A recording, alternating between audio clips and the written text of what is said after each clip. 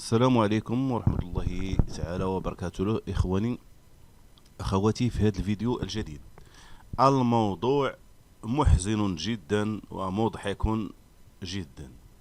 موضوع القفطان المغربي وفضيحة اليونسكو. ماذا تريد أو ماذا يريد النظام الجزائري وماذا تريد الجزائر من استفزاز المغرب؟ هنا السؤال مطروح الإخوان في نقاش بسيط وبسيط جدا غادي نناقشوا مع الإخوان المغاربة. هذا الموضوع موجه لإخواني المغاربة. التحليل ديالنا أنا تنظن في النخبة خاطئ وخاطئ جدا. هناك من يقول أن المشكل مع المحيط الأطلسي، تريد الجزائر وصول المحيط الأطلسي. هناك من يقول أن الجزائر تريد تقسيم المغرب. هناك من يقول أن الجزائر تريد الريادة في المنطقة.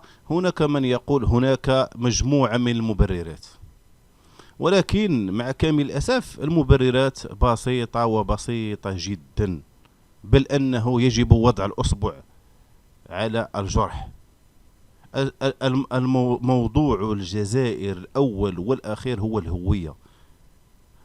أكثر من 350 سنة استعمار عثماني، أكثر من 132 سنة استعمار فرنسي، بمعنى أن الجزائر بلا هوية.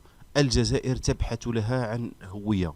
ستقول لي ما علاقة الهوية مثلا بالمبررات اللي قلت، وهي مثلا تقسيم المغرب، المحيط الأطلسي، الريادة؟ هي تريد الصراع مع دولة قائمة، دولة قوية، دولة تاريخية، دولة نجحت في تسويق ذاتها. المغرب أصبح له صيت عالمي، وبالتالي هو في حد ذاته يعبر عن النظام الجزائري فشل في مقارعة هذا الزخم وهذا التاريخ المغربي. إذن أبسط طريقة للسارق، وهي السرقة، أنه سرقة التراث، سرقة أراضي الجوار وسرقة التراث. هنا كيبين بأن النظام الجزائري هو نظام كسول ونظام فاشل. استخراج الغاز والنفط والمعادن وبيعها، بمعنى النفط مقابل غذاء، وكأنها دولة خارجة من حرب. ومسألة الهوية سرقتها من المغرب. ما أسهل هذا يا نظام جزائري، ما أسهل السرقة. السرقة هو عمل الفاشلين. السرقة هي عمل الناس العاجزين الذين ليست لهم حلول. وبالتالي هل يجب علينا أن نخاف على موروثنا الثقافي؟ أنا أقول أنه لا خوف، على خصوصا حينما تحدث أنا على الفضيحة ديال القفطان، لا خوف من الجزائر، لأن الجزائر همها يومي، تريد أن تنتزع فرحة، لقطة، شيئا ما ينسيها الهزائم المتكررة مع المغرب. القفطان الإخوان يكون في مناطق المعتدلة، في المناطق التي يوجد فيها مياه، نظافة، رخاء عيش. هذا هو القفطان. بالله عليكم، أنه منطقة كالجزائر منطقة صحراوية. راه الإخوان عندنا إشكال في فهم الجزائر. الجزائر مشوشعة، وهم الجزائر، في حين أن الجزائر صحراء قاحلة. الجزائر لا توجد فيها ثقافة. القفطان بالله، كيف ستعيش بالقفطان وليس لك مياه، وليس لك حليب، وليس لك، وتعيش على الطوابير، تعيش على القمع، تعيش على أنك حتى في المناسبات مدخل حظر التجول. يعني هذه المسائل ديال القفطان والتراث عندها واحد المناخ معين. هذه مسألة أخرى أن النظام الجزائري كما قلت يريد أن يزيد من الصراع مع الشعب المغربي للإلهاء. وهنا أقول خلال النقاش ربما نسيت الهدف الحقيقي اللي هو عنده علاقة فعلا بالهوية، وهو السرقة. النظام الجزائري لا ينتمي إلى الجزائر.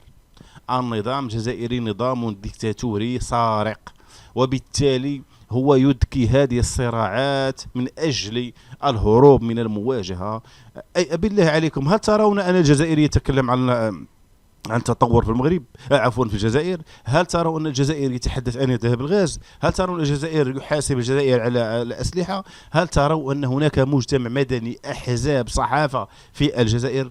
لا، كل شيء تم طمسه وقتله في الجزائر. ممنوع أن تفتح فمك إلا عند طبيب الأسنان. بالله عليكم أن الجزائر يذهب إلى تونس من أجل السياحة، من أجل التطبيب، تصوروا معي التطبيب، من أجل العيش. الجزائر سجن كبير.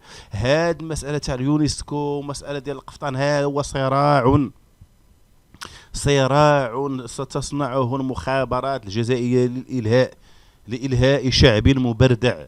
لا ولا لاحظوا الاخوان حتى في اللايفات من كنطلعوا جزائريين لا مستوى، لا ثقافه، وحتى لا اخلاق، وتجد انه عنيف، وانه ومستواه ضعيف، ويظهر نفسه على انه قوي، ولكنه منوخ من الداخل ومجوف من الداخل. خلاصة القول أن الجزائر لا خيار لها الإخوان، لا خيار لها إلا المواجهة وإلا استفزاز، وسيستمر هذا ما دامت الجزائر قائمة.